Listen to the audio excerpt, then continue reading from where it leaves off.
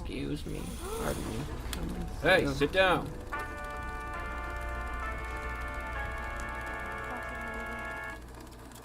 So my favorite remake is John Carpenter's The Thing, which is basically one of the best movies ever, remake or no. I haven't seen a lot of those other 1980s horror remakes, a lot of which are supposed to be really good. And I mean, other remakes that are great. I really liked Dawn of the Dead. I really liked the Evil Dead remake. Mostly horror remakes, honestly. Most remakes of other sorts tend to not be very good. But there have been some good horror remakes. The Thing is definitely the best one, though. That movie's amazing. I think my favorite remake is Let Me In, the remake of the Swedish original Let the Right One In. And Let Me In just came out in 2010, so it's still relatively recent. And Let the Right One In came out in 2008. And even though they were made within 2 years of one another, I felt like they both stood on their own feet and existed, could coexist and individually exist as good films. I watched them both back to back when they were streaming on Netflix, and even though I was, for all intents and purposes, watching 4 hours of the same story, I remember really enjoying each movie individually and as a whole piece, really. It was cool to see the American spin that the 2010 remake put on the original. I mean, of course, I think that maybe the original did a few things better. I'm going to be a little bit biased, but as far as remakes go, especially foreign film remakes, Let Me In really paid homage, but also made its own statements in a really impactful way. So maybe do what I did, watch them back to back and see what you think, but definitely check Let Me In out because it's a really, really well done remake. A lot of thought went into this one because lots of remakes suck.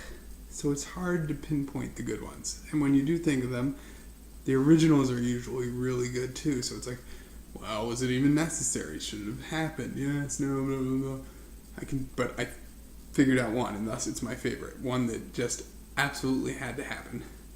Dawn of the Dead. Dawn of the Dead is my favorite remake because the original sucked. The original is boring, and I know everyone thinks it's a classic, but it's not. Rewatch it. It is boring and slow as hell and heavy-handed on the social commentary.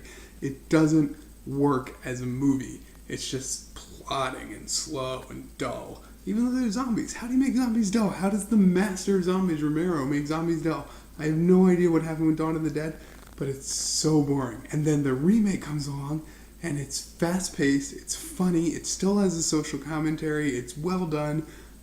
Thus, it's one of the most worthwhile remakes ever because it made a bad movie into a good one. You got Zack Snyder directing and James Gunn writing, and that's basically like an overblown nerdgasm of movie craziness right there. And then it's just got an awesome cast, soundtrack, everything works.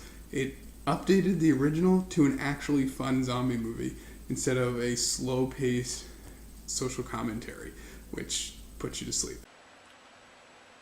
Oh, hello there. Well, we're here with a question. I would have to say that for a remake, I would have to go with the remake done in 1988 of A Bedtime Story, which of course was Frank Oz's Dirty Rotten Scoundrels. Now, you might know Dirty Rotten Scoundrels because it has Michael Caine in it, who later became Alfred, and Steve Martin, a brilliant, brilliant comedian who has foregone doing a lot of films and just kind of stuck with his band, which is inherently hilarious and you should go see. So to Frank Oz, Steve Martin, and Michael Caine, I give you a due. I think hands down my all-time favorite would be Dawn of the Dead. It's got a little bit of everything, It's got a mall like the original. It's got people, zombies like the original, and it's got Ty Burrell, also known as Phil from Modern Family, as the dickhead guy who gets a bunch of people killed by being a dickhead. Fast zombies, not crazy about them, but Zack Snyder makes it work. It's a really good remake. Not terribly faithful, again, mall, people, zombies. Less commentary on the whole consumerism thing, blah, blah, blah, that kind of stuff that Romero loves so much. But as far as zombie movies go, it could be far worse. It could be House of the Dead.